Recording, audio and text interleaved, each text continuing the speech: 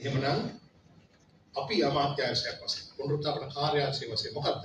සැපයුම නවත්ත ගන්න එක වෙනත් තැන්වලින් අපි සිදු කරමින් යනවා. ඉල්ලුම නවත්ත ගන්න මැදිහත් වන්නේ කොහොමද? දැන් අපි අරන් බැලුවොත් අද දිනේදී මා හිතන්නේ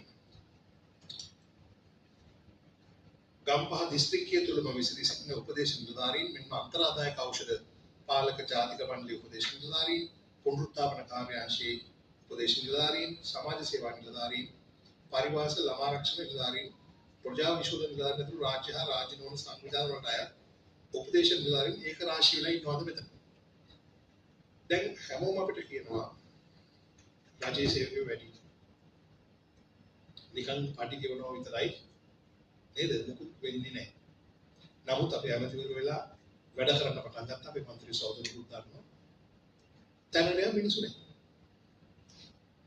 දැන් අපි ගත්තොත් මේ මනෝපදේශ නිලධාරීන් මෙතන. ඔබලා වෙන වෙන තැන්වල ඉන්නේ. ඒ කියන්නේ මොකද අපේ සම්පත් ටික තියෙනවා. හැබැයි සම්පත් ටික එක තැනකට ફોකස් වෙලා ස්ට්‍රීම් ලයින් වෙලා නැති ප්‍රශ්න.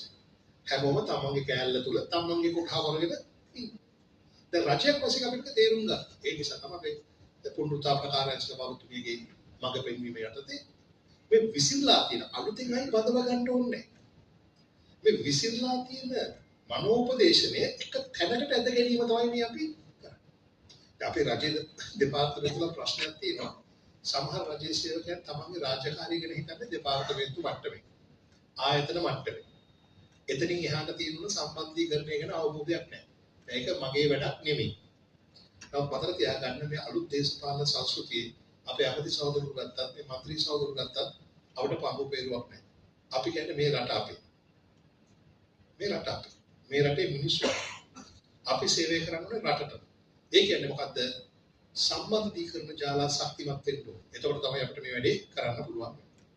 එහෙමනම් ඒ දේ කරලා ඉදිරියේදී පුහුණු කටයුතු වැඩ කරන්න මේ කට්ටිය එකට ගේන එක තමයි අද මේ වැඩමුළුවේ ප්‍රධාන අරමුණ උනේ.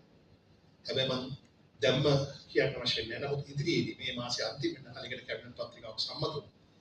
මේ මාසේ අවසන් වෙන කලින් රජයේ විසින් මත්ද්‍රව්‍ය සැපයුම සහ ඉල්ලුම දෙකම නවත්තන්න අවශ්‍ය ජාතික විශාල වැඩපිළිවෙලක් මේ ඔක්තෝබර් අද ආරම්භ වෙනවා. ඒකෙදී එක පැත්තකින් මට බන්ධනාගාරවල දින ඉඩ පහසුකම් වැඩි කරන්න වෙන තත්ත්වකුත් ඉස්මතු වෙනවා. අනිත් පැත්තෙන් ඔබලාට රාජකාරී බහුල වෙන කාලයක් ඉදිරියේදී. මොකද අපේ රජයේ ප්‍රතිපත්තිය තමයි